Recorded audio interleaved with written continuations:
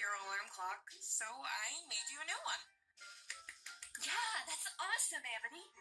Thanks. It follows you around and it's super loud.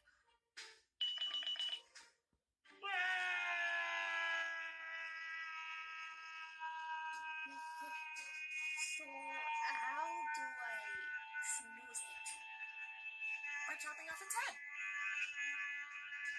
Huh?